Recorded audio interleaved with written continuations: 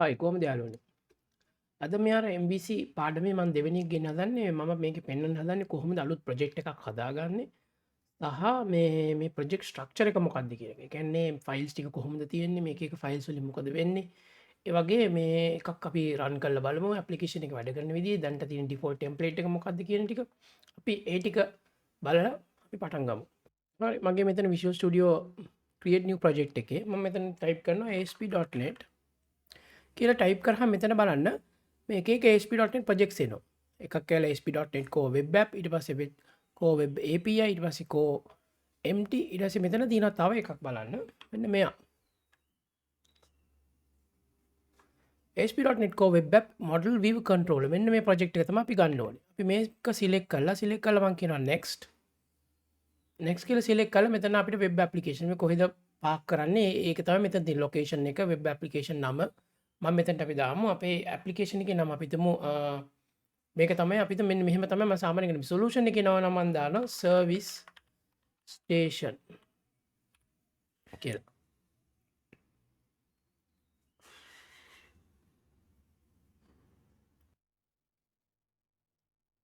හරි මෙතන service station කියලා දානවා. ඒක මම සොලියුෂන් එකේ ඇප්ලිකේෂන් එකේ නම ප්‍රොජෙක්ට් එකේ නම මම දානවා serviceStation.web කියලා. නොමයන්නේ මේ සොලියුෂන් එකේ නම මේ ඇවිල්ලා web කියලා කිව්වේ මේ front end එකේ හින්දා.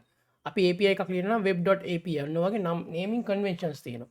දැන් මේකේ තියෙන මේ සොලියුෂන් එකේ නම ඊට පස්සේ මොකද්ද මේ පැත්තේ කියන එක තමයි සාමාන්‍යයෙන් කියන්නේ. මේක හොඳ ප්‍රැක්ටිස් එකක්. මම කියන දැන් service station ඊට පස්සේ okay මම කියනවා next. දැන් මෙතන බලන්න templates තියෙනවා. .NET 6, .NET 7 මං කියනවා .NET 7 latest version එක. මේක මං check කරනවා. මෙතන configure https මේක කැමති නම් දාන්න පුළුවන්. නැත්නම් මේක අන්ටික් කරන්න පුළුවන්. මේක අන්ටික් කරා කියලා මුකුත් වෙන්නේ නැහැ. මේකෙන් වෙන්නේ අපිට https එකේ එන්නේ. මෙතන docker support එකක් ඕන නම් ඒකත් ගන්න පුළුවන්. නැත්නම් පස්සේ අපිට පුළුවන් docker එකක් add කරන්නත්. අපි දැනට මේ ටික default තියමු. .NET 7 authentication මුකුත් නැහැ. ඊට පස්සේ configure https authentication අපි පස්සේ add කරමු.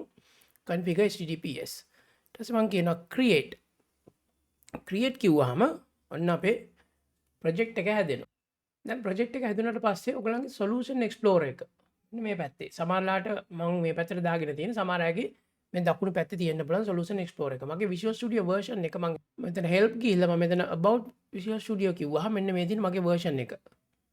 මේක තමයි මම පාවිච්චි කරන version එක. ඔයගලන්ගේ තියෙනවා නම් මේක update කරගන්න මෙන්න මේ version එකට මෙතන 17.7 මේ latest update එක 2022 එකේ. තව අප්ඩේට් තියෙනවා නම් මෙයා පෙන්නනවා නැත්නම් මේක තමයි අප්ඩේට් එක. හරි. ඊට පස්සේ බලන්න මෙතන මේ පැත්තේ solution explorer එක තිබුණ නැත්නම් ඔයගලන්ට පුළුවන් මෙතන view menu එකේ උඩම තියෙනවා මේ solution explorer එක. එහෙම නැත්නම් control alt l කියලා ගවුවත් මේක එනවා. ඊට පස්සේ ආවට පස්සේ මේ solution explorer එකේ තියෙනවා මෙන්න මගේ solution එක. දැන් බලන්න. solution එක තියෙන විදිය. දැන් මේ තියෙන solution එකේ නම මම අර දීපු නම service station. එතකොට මේ සාමාන්‍යයෙන් Visual Studio වල මේ solution එකක් කියලා කියන්නේ මගේ සම්පූර්ණ වැඩේ. ඒ කියන්නේ අපි හිතමු මම කරන්න හදන project එක. ඒක තමයි. ඊට පස්සේ project එකේ කොටස් තියෙන්න පුළුවන්. ඒ කොටස් වලින් තමයි අපි අනිත් ඒවා නම් කරන්නේ. අපි හිතමු මේකේ තියෙනවා servicestation.web. අන්න service station කියලා කියන්නේ අපේ solution එකේ නම. ඊට පස්සේ web කියලා කිව්වේ මොකද්ද මේකෙන් වෙන්නේ කියන එක. .web. ඒවයි මම නම් කළේ. හරි ඔයගලන්ට ඕන තව මොකක් කරේ ආවත් අපි servicestation. common services එමත service station.services ඔන්නම කියලා projects add කරන්න පුළුවන්. හරි දැන් බලන්න මේ project එකේ folder structure එක default එකේ එන එක. මෙතන මේ connected services මේ කියන්නේ අපිට තව මොනවා හරි services මේකට add කරගන්න ඕන නම් Azure හරි ඔය මොනවා හරි connect ඒ කියන්නේ services ටික මේකෙන් එනවා. dependencies කියලා කියන්නේ මේ web application එකට ඕන කරන dependencies මේකට අපි කියන එක්ක NuGet packages ඒ ටික ඔක්කොම මෙතන add කරනවා. නැත්නම් තව මොනවා හරි projects තියෙනවා නම් ඒවත් මේකේ තමයි dependencies. ඊට පස්සේ properties ටික තියෙනවා. ඊළඟට තියෙනවා විශේෂ folder directory එකක් www root කියලා. ඒක මම අරලා පෙන්නන්නම් ඒක මොකක්ද කියලා. ඒකෙන් වෙන්නේ මට ඕන කරන CSS file එතකොට එහෙම නැත්නම් මේ images static ඔක්කොම files ටික මෙන්න මේක ඇතුලේ තියෙන්නේ. අන්න ඊට පස්සේ තියෙනවා අපේ MVC කියන කතන්දරේ MVC වෙනවද? ඒ කියන්නේ models ටික තියෙනවා views ටික තියෙනවා controllers ටික තියෙනවා මේ වෙන වෙනම directories ටිකක් තියෙනවා. ඊට පස්සේ තියෙනවා අපේ settings file එක app settings.json අන්තිමට තියෙනවා program.cs. මේ program.cs එක තමයි startup file එක. අපි මුලින්ම ගිහින් බලමු මේ program.cs එකේ මොනවද තියෙන්නේ කියලා. මම මේක ඩබල් ක්ලික් කරනවා. ඩබල් ක්ලික් කරලා ඉවරලා ඔන්න මම ඕපන් කරගත්තා program.cs කියන එක. අපි තව ටිකක් ලොකු කරමු. මේ තියෙන්නේ program.cs එක. ඔන්න බලන්න මේ තියෙන විදිය. මේක උඩ ඉඳන් බල්ලයට එනකොට පටන් ගන්න තැන බලන්න. මේකේ තියෙනවා variable එකක්. මේක අපි එකින් එක දැනගන්න ඕන එකක්. මේකේ කොටස් ටිකක් තියෙනවා. කොටස් තුනක් තියෙනවා ඇත්තටම. එකක් ඇවිල්ලා මෙන්න මේ උඩම කොටස. මෙන්න මෙයා මේ ලයින් එකෙන් කියන්නේ මෙතන කියනවා මම වෙබ් ඇප්ලිකේෂන් එකක්. මේකට අපි කියනවා create builder. create builder කියලා කියන්නේ මේක ඇවිල්ලා default builder එක. කියන්නේ මේ වෙබ් ඇප්ලිකේෂන් එකක් හදලා දෙන්න කියලා මේකට දාගන්න. මට වෙබ් ඇප්ලිකේෂන් එකක්. අපි හිතමු console application එකකින් පටන් අරන් අපිට පුළුවන් මේ line by line ලියලා ඉවරලා ඕනේ නම් වෙබ් ඇප්ලිකේෂන් එකට කන්වර්ට් කරගන්න. දැන් මේ create builder කියන එක මෙතන තියෙන මේ තියෙන web application create builder initial new application builder එකක්. ඒ කියන්නේ application builder එකක්. making application මේකට කියන මේ design pattern එකට builder pattern එකක් කියලා. builder pattern එක කියලා කියන්නේ අපි builder එකක් හදනවා. ඒකට එකින් එක එකතු කරගන්න අන්තිමට build කියලා කියනවා. හරි මේක තමයි builder pattern. දැන් බලන්න මෙතන වෙබ් ඇප්ලිකේෂන් බිල්ඩ් එකක් හදාගත්තා. ඊට පස්සේ මේකට අදාළ සර්විසස් ටික ඇඩ් කරනවා. ඕන කරන සර්විසස් ටික මේකට ඇඩ් කරනවා. දැන් මේ ලයින් එකෙන් කියන්නේ බලන්න මෙන්න මේ ලයින් එකේ වෙබ් ඇප්ලිකේෂන් බිල්ඩ් එකේ මම කියනවා add controllers with views අන්න. මේ add service එකක් ඇඩ් කරගන්නවා. add controllers with views කියන්නේ මේක ඇත්තටම MVC application එක base එක. add controls with views කියන එක. එතකොට builder.services.add controls.views කියලා කියන්නේ මෙන්න MVC pattern එක. ඊට පස්සේ මම කියනවා application එක build කරන්න. මේ lines තුනෙන් කියන්නේ build එකක් හදන්න, ඒකට controllers.views ටික add කරන්න, දැන් build කරන්න. දැන් මට app එක තියෙනවා. මේ ටිකෙන් app එක run කරගන්න පුළුවන් ඕන. සහ අන්තිමට මෙන්න මේ line එකේ app.run කිව්වහම අන්න web application එක පටන් ගන්නවා. ඒ අමතරව මේක මැද්දෙන් දේවල් එකතු කරගන්න ඕනේ. මේ ඇප්ලිකේෂන් එක හරියට දුවන්න ඕන. හරියට දුවන්න ඕන නම් මම මුලින්ම කියනවා මගේ environment එක. මේ තියෙන app.environment.isDevelopment. ඔව් development නම් මම කියනවා මේ app එකේ exception මෙන්න මේ home error එකට යන්න. මම පස්සේ කියනවා මොකක්ද කියලා. ඊට පස්සේ කියනවා SCTS පාවිච්චි කරන්න කියලා කියනවා. හරි. මෙන්න මේ ටික මේ development environment එක. production එකකට ගියොත් මේක use වෙන්නේ නැහැ. ඊට පස්සේ මම කියනවා අන්න මේ ලයින් එකෙන් කියන්නේ use https redirection. ඒ කියන්නේ අනිවාර්යෙන්ම මේ ඇප්ලිකේෂන් එක මතකනේ මම අතන ටික් බොක්ස් එකක් ගාව https පාවිච්චි කරන්න කියලා. මේකෙන් කියන්න https අනිවාර්යෙන් පාවිච්චි කරන්න. මොනවා URL එකක් ගැව්වත් https වලට කන්වර්ට් වෙනවා. දැන් අන්න ඊළඟට කියනවා use static files. මේ ඇප්ලිකේෂන් එකේ static files use කරන්න කියලා කියන්නේ මෙන්න මේ ගොල්ලෝ ටික. මේ පැත්තේ තියෙන CSS ටික, JavaScript ටික, තව මොනවා හරි libraries මොනවා හරි එනවා නම් ඒ ටික. සහ මේක ඇතුළේ images මොනවා හරි එනවා නම් ඒකත් ගන්න පුළුවන්. ඒක තමයි මෙතනින් කියන්නේ. ඊට පස්සේ කියනවා routing කියලා කියන්නේ මේක මම කියන path එකක්.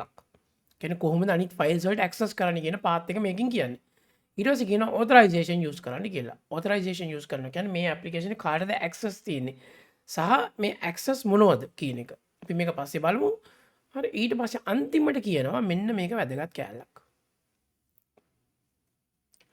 map controller route. එහෙම නැත්නම් controller route. මේ default එක මම කියනවා බලන්න. control එකේ නමයි ඊට පස්සේ action එකයි id එකයි. මේක තේරෙයි මොකද්ද කියලා අපි මේක run කරලා බලුවාට පස්සේ control එකේ නම මොකද්ද? action එක මොකද්ද? id එක මොකද්ද? හරි. අපි මම එකේ වෙන වීඩියෝස් වලින් මම පෙන්නන එකකින් යනවා controllers කියන්නේ මොකද්ද? modules කියන්නේ මොකද්ද? එහෙම කියලා මම පෙන්නන්නම්. හරි අන්තිමට කියනවා application එක run කරන්න කියලා. ඔන්න ඔහමයි වෙන්නේ. මෙන්න මෙතනට කියලා කියනවා මෙන්න මේ හරිය. මේකට අපි කියනවා services containers. මේක dependency injection වල කරද්දි මම පෙන්නන්නම්. මෙතනින් තමයි services set කරන එක. මගේ කොටස් තුනක් තියෙනවා. මේ services set කරන තැන ඊට පස්සේ configuration එක තියෙන තැන අන්තිමට ඊට පස්සේ කියනවා මෙන්න මේවට මේ use කියලා නේව තියෙනවනේ. මේවට කියනවා middleware කියලා. ඒ කියන්නේ හැම request එකකම මෙන්න මේක එනවා. ඒ කියන්නේ middleware එකක් වැඩ කරනවනේ මම පෙන්නන්නම්. මගේ තව වීඩියෝ එකක් තියෙනවා middleware වලට. මම ඒක ඕනනම් ඒකත් බලන්න පුළුවන්. මම ඒකේ link එක දාන්න. හරි නැත්නම් සරලව කියනවා නම් middleware එකක් කියලා කියන්නේ මම මේක රික්වෙස්ට් කරනවානේ. දැන් මෙතන මම ගිහලා මෙන්න මෙහෙම එකක් එනවා. මම පෙන්නන්නම්. දැන් මෙතන user request කරනවානේ. request කරනකොට control එකට එන්නේ. එතකොට මේ request කරනකොට මේ control එකට එන්න කලින් මැද්දේ දුවනවා middleware කියලා එකක්. කියන්නේ ඒවා ටික වෙලා තමයි මෙතනට එන්නේ. හරි. එතකොට ඒක එන්නේ මැද්දෙන්. මෙන්න මේ හරියින් වගේ එන්නේ. මේක යනකොටයි එනකොටයි දෙකේම මේක රන් වෙනවා. ඒකයි මිඩල්වෙයාර් එකක් කියලා කියන්නේ. මේක රික්වෙස්ට් එකක් එනකොටත් යනවා, රෙස්පොන්ස් එකක් එනකොටත් මේක එක්සිකියුට් වෙනවා. හරි. ඒතර ඒක තමයි මිඩල්වෙයාර් කියලා කියන්නේ. අපි ඒක පස්සේ මම පෙන්නන්නම් කොහොමද කරන්න කියලා. ඊට පස්සේ මේ use කියලා එන්නේ ඔක්කොම මිඩල්වෙයාර්ස්. ඊට පස්සේ මම කියන route එක configure කරනවා. අන්තිමට ඇප්ලිකේෂන් එක රන් කරන්න කියනවා. රන් කරන්න කිව්ව ගමන් වෙබ් සර්වර් එක enable වෙලා රන් වෙලා මේ ඇප්ලිකේෂන් එක දුවන්න පටන් ගන්නවා. හරි අපි මේ ඩිෆෝල්ට් ඇප්ලිකේෂන් රන් කරලා බලමු. දැන් බලන්න මෙන්න මේකේ මෙතන https කියලා තියෙනවා පේනවනේ. මේකේ F5 කියලා ප්‍රෙස් කරත් මෙන්න මේ https default තියෙන්නේ. ඒක මම රන් කරනවා. රන් කරපු ගමන් මගේ default browser එක open වෙලා මේ ඇප්ලිකේෂන් එක execute වෙනවා. ඔන්න තියෙනවා default browser එකේ. මේක තමයි ඇප්ලිකේෂන් එක. එතකොට මෙතන බලන්න servicestation.web කියලා නම එනවා. ඊට පස්සේ home කියලා එකක් එනවා. privacy කියලා එකක් එනවා. මේ privacy home. මේක තමයි මගේ default MVC application එක. මේක එනවා කියන අපේ application කිසි ප්‍රශ්නයක් නැතුව දුවනවා කියන එකයි. දැන් බලන්න මම privacy එකට ගියාම පේනවද? URL එක. මේකට තමයි route එක කියන්නේ. මේ තියෙන මේ control එකේ නම මේ control එකේ ඇතුලේ තියෙන action එකේ නම. ඒක මම controllers කරද්දි වෙනම පෙන්නනවා. මොකද ඒක දැනට ටිකක් මතක තියාගන්න. මේ තියෙන control එකේ නම මේ action එකේ නම. control එක කියලා කිව්වේ close කරාම මෙන්න මෙතන කියලා තියෙනවා මේ තියෙන්නේ. pattern එක ඇවිල්ලා controller/action/ මොකක් හරි parameter එකක් එනවා. ඒ කියන්නේ මෙන්න මේක ඇතුලේ. මෙතන ගිහලා බලන්න දැනට තියෙනවා home controller කියලා එකක්. පේනවද? මෙන්න මේක ගැන තමයි මේ කියන්නේ. මේ home controller එක. එතන home එකේ ඇතුලේ තියෙනවා මේ තියෙන්නේ privacy කියලා action එකක්. මේක තමයි දුවන්නේ. අපි ඒක පස්සේ control කරද්දි බලමු. හරි? ඊට පස්සේ තියෙනවා modules කියලා directory එකක්. මම අර කිව්වේ modules අපි ඔක්කොම මේක ඇතුලේ modules ටික දාන්නේ මෙන්න මේ directory එක ඇතුලේ. දාලා අපි මේක use කරනවා. ඊට පස්සේ ඊළඟට තියෙනවා මේ modules වලට ඒ control එකට අදාළ actions ටික මේ views ටික මෙතන තියෙනවා. මේ තියෙන home shared DOM කියලා views තියෙනවා. මම home view එක කියලා එකක් පෙන්නන්නම්. මේ තියෙන්නේ මෙන්න මේකට special syntax එකක් තියෙනවා. මේකට කියනවා අපි razor syntax කියලා. අපි ඒකත් බලමු. එකින් එක views කරද්දි ඊට පස්සේ මේකට කියනවා මේ තියෙන normal HTML. අපිට ඕන HTML එකක් ලියන්න පුළුවන්. මට ඕන නම් මේකේ ගිහිල්ලා index එකට ගිහිල්ලා welcome මේ තියෙන h1 කියලා නම් මම මෙතනින් ලියලා පෙන්නනම් h2 කියලා එකක් දාලා මම කියනවා service station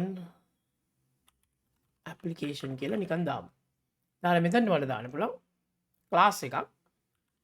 ඒක මම පස්සේ පෙන්නන්නම් කොහොමද කියලා මේකේ එතන මම කියනවා display මේකම දාමු. දාලා මම මේක save කරනවා. save කරාට පස්සේ මම ආපහු මේක run කරොත් index එකේ අන්න service station application කියලා එනවා. හරි. මේක basic එකක් මම පෙන්නුවේ. ඔන්නම edit කරන්න. මෙන්න මේ තමයි අපේ ස්ට්‍රක්චර් එක. ඊට පස්සේ මම පෙන්නන්නම් මෙතන views අපි ගියා app settings JSON එකේ. මේකේ තමයි මගේ settings ටික තියෙන්නේ. මේ login වෙන්න ඕනේ කොහොමද මම එකින් එක පෙන්නන්න. log එකක් වැඩ කරන්නේ කොහොමද? මෙතන ඕන නම් අපිට මේකේ parameters දාන්න පුළුවන්. අපි තුන් මේකට ගිහලා කියනවා මෙහෙම එකක්. මට ඕනේ මගේ database එකේ connection string එක. අන්න connection strings කියලා ගිහලා මම මෙතනට ගිහලා කියනවා අන්න default connection කියලා මේ මොකක් හරි එකක් මේකට දාන්න පුළුවන්. හරි. මෙන්න මේ වගේ ඒවා ටික තියාගන්න තමයි අපි මේක පාවිච්චි කරන්නේ. මේ app settings කියන එක. මම මේක save කරනවා. මේක JSON file එකක්. JSON syntax එක ලියන්න. ඊට පස්සේ තමයි අර අනිත් වැදගත් එකක් තියෙනවා. මෙන්න මේ properties කියන එක මෙතන. launch settings. මේක කොහොමද application එක දුවන්න ඕනේ කියන එක. බලන්න දැන් මෙතන මතකද මම අර development environment කියලා තියෙන්නේ. මේ development environment කියන එකේ https මේ http දුවනවා නම් https යනවා නම් මේ තියෙන මෙන්න මේක. ඒක development. මේක මම production කිව්වොත් එimhe අර if එක මෙන්න මේක ඇතුළේ තියෙන if එක skip වෙනවා. හරි. මේල basic idea එකක් අපේ project structure එක. මේ dependencies කිව්වා මේ තියෙන්නේ frameworks ටික තියෙනවා. අපිට මේකට add කරොත් NuGet packages මොනවා හරි තියෙනවා නම් ඒ ටික ඔක්කොම add වෙනවා. ඊට පස්සේ මෙතන මම right mouse click කරලා add project reference කිව්වහම තව projects මොනවා හරි තියෙනවා නම් ඒ ටික පෙන්නනවා. NuGet packages ඒ වගේ ඕන එකක් add කරන්න. connected services කිව්වහම right mouse click කරලා මම කිව්වොත් එමේ add කියලා මේ තියෙන ඔන්න connected services ටික. cloud එකේ SQL Server database එකක් add කරනවා නම් key vault එකක් MongoDB database එකක් Postgres database එකක් මේ ඔක්කොම RabbitMQ ඕන Microsoft Power Platform එකක් දැන් මේකට add කරන්න පුළුවන්. හරි. මේවල connected services. මේ තමයි project structure එක. අපි basic idea එකක් ගත්තා මොකද්ද මේකේ තියෙන්නේ කියලා සහ කොහොමද මේ application එක run කරන්නේ කියලා. අපි ඊළඟ පාඩමෙන් බලමු එකින් එක. ඒ කියන්නේ modules කියන්නේ මොකද්ද? views කියන්නේ මොනවද? සහ controllers කියන්නේ කොහොමද හදාගන්නේ controls කියලා අපි එකින් එක